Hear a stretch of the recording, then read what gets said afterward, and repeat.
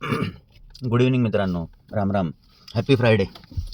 आज म्हटलं आजच्या निफ्टीच्या मुवमेंटवरनं एक व्हिडिओ करावा, कारण आज भयानक ट्रॅपिंग झालेलं असणार आहे. म्हणजे डेटा आपला होताच की एफ आय एस बेरिश होते, रिटेलर्स बुलिश होते, प्रोज आय थिंक हे होते आपलं मिक्स्डच होते रादर पूर्णपणे.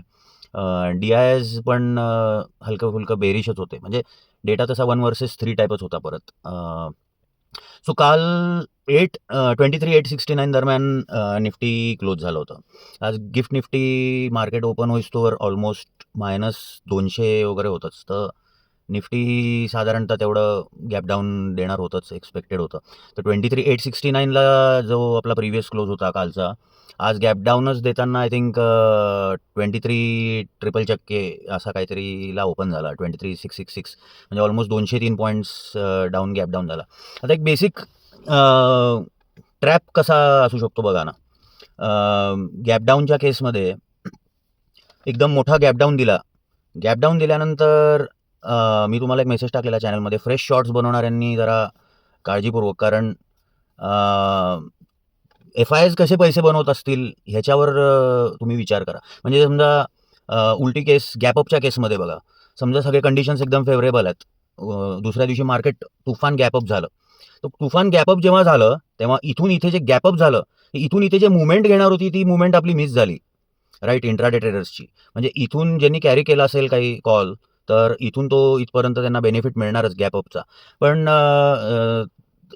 आपला स्कोप जो आहे ही मुवमेंट कॅप्चर करण्याचा, तो नक्कीच कमी झाला. मग एकदम वर गेलं, एफ आयचं तर आवडीचं काम आहे की एकदम वर गेलं की ठोका, म्हणजे सेल करा. म्हणजे महाग झालं की सेल करा, स्वस्त झालं की बाय करा. हा कॉमन एक ट्रेडिंगचा जो कन्सेप्ट आहे, हे ते लोक करतातच. म्हणजे जेव्हा सगळ्यांचं अवसान संपतं, जेव्हा सगळे बाहेर पडतात, तिथून ते स्वस्तात बाय करतात, मग मार्केटला वर घेऊन जातात. सेम सगळ्यांचं जेव्हा बेअर्स गणित संपतं, तिथून ते मार्केटला खाली घेऊन जातात. म्हणजे असं त्याप्रमाणे ते साधारणतः चालत असतं. तर आज तेच फ्रेश पुट्स किंवा फ्रेश शॉर्टचे ट्रेड घेताना तोच विचार करून करा म्हटलं होतं. तर जसं 666ला वगैरे ओपन झालं आणि पहिल्या 15 मिनिटाची कॅन्डल झाल्यानंतर नंतरचा एक तासभर ते 60 पॉईंटच खाली आलं. म्हणजे 606 लो आहे तसा बघायला गेलं तर निफ्टीचा आजचा. तिथून जे वर गेलं ते म्हणजे झालं काय की काल जे काही रिटेलर्स बुलिश गेलेले मजबूत, त्यांनी, मी त्याच्यात मेन्शन केलं होतं की पुट सेलिंग खूप तुफान केलेलं आहे त्यांनी. तर पुट सेलिंग केलं आहे म्हणजे गॅप डाऊन एवढा मोठा झाला तेव्हाच हे पुट सेलिंग जे काय ते भरपूर लॉसेस दिले असतील रिटेल ट्रेडर्सला. काही लोकांनी लॉसेस बुक केले असतील, काही लोकांनी ॲव्हरेज केले असतील. तरीसुद्धा तो जो 869 चा कालचा प्रिव्हियस क्लोज होता, तिथून आज एवढा मोठा गॅप डाऊन झाला आणि पुट सेलिंग केलं आहे तुम्ही, पुट बाईंग नाही रिटेलर्सनी, म्हणजे ते बुलिश गेलेत. तर तिथे पूर्ण त्यांना ट्रॅप केलं. आणि जेव्हा एवढा मोठा गॅप डाऊन झाला, त्यानंतर फ्रेश पुट ज्यांनी समजा घेतले असतील, 600च्या लेवलला जेव्हा आला तो, नंतर 606 पर्यंत आला. तर आता 606 पर्यंत आला म्हणजे 600 तोडलं की खालचा रस्ता ओपन. तर तसं नाही आहे ते. तर 600 पर्यंत जेव्हा आला, तिथून त्यांनी रिव्हर्सल घेतलं. तिथून सगळे ट्रेड्स बुलिश ट्रेड्स झाले होते आजचे एक्सपेक्टेड. म्हणजे बुलिश म्हणजे पूर्ण आपल्या रिकव्हरीपर्यंत नाही. ती जी 23,800ची लेवल आहे ती क्रॉस करून पुढे गेलं तर 24,140 पर्यंत जाऊन आपलं सेलिंग चालू होईल, असं आपला एक जी प्रोबॅबिलिटी होती या 3 प्रोबॅबिलिटी पैकी. तर तसं ओव्हरसोल्ड मार्केट ऑलरेडी आहे. तर मार्केट जेव्हा ओव्हरसोल्ड असतं तेव्हा तिथून वर जातच असतं. तुम्ही कुठल्या वेळी बेअर होता किंवा बुल बनता हे फार मॅटर करतं. म्हणून म्हणजे जो डेटा आहे और जी कॉमन टेंडन्सी आहे ट्रॅपची, त्या ट्रॅपला फक्त बळी न पडण्याचं काम जरी केलं तरीसुद्धा प्रॉफिट्स होऊ शकतात. और म्हणजे एफ आय एस वगैरे जे ट्रेंड चालू आहे त्या ट्रेंड सोबतच हे करायचं आहे. तर आज मी अगदी शेवटी एक म्हटलं की 23,800 क्रॉस करायला पाहिजे होतं यार, बरं झालं असतं. तर 23,800 पर्यंत तो गेला नाही. 777 नंतर तो त्यांनी तिथे क्लोज दिलं. तर आता परत अशा यायला आहे, म्हणजे मार्केट कधी असं वर जात नाही और असं खाली जात नाही. तो वर जाताना असा असा असा असा जातो आणि खाली येतानाही असा असा असा सर्क्युलर मोशनमध्ये तो येत असतो. तर त्या केसमध्ये हे जे क्लोजिंग दिलं आहे, ह्या क्लोजिंगनंतर थोडंसं अजून खाली येऊन रिट्रेसमेंट देऊन वरच्यासाठी रस्ता पण ओपन होतो.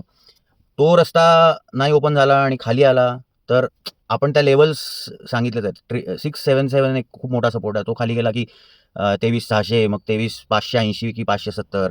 मग तो सपोर्ट तोडून तसा तो खाली जाईल. पण लेवल्स तोडून कन्फर्मेशन दिल्यानंतर गेम बनतो. ॲक्च्युली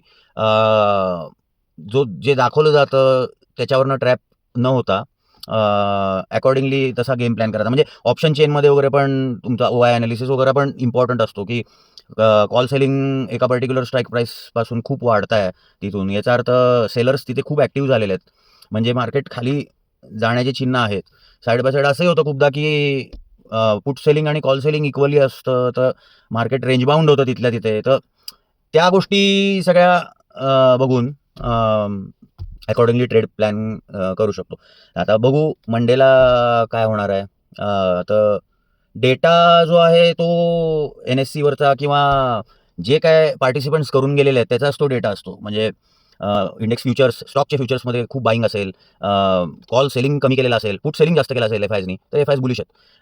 किंवा कॉल बाईंग केला असेल, पुट सेलिंग केलं असेल तसंच, तर ते FIs बुलिश आहेत. तर त्या अकॉर्डिंगलीच तो डेटा बनतो आणि तो डेटा बनतो म्हणजे जनरली 90% ऑफ द टाइम्स हेच होतं, की FIs त्यांच्या पद्धतीने मार्केटला फिरवतात आणि ते त्यांच्यासाठी इझी पण आहे. आधी पण सांगितलं म्हणजे गेम सगळा कॅपिटलचा आहे.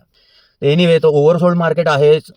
पॉझिटिव्ह गोष्टी एक्सपेक्टेड आहेत.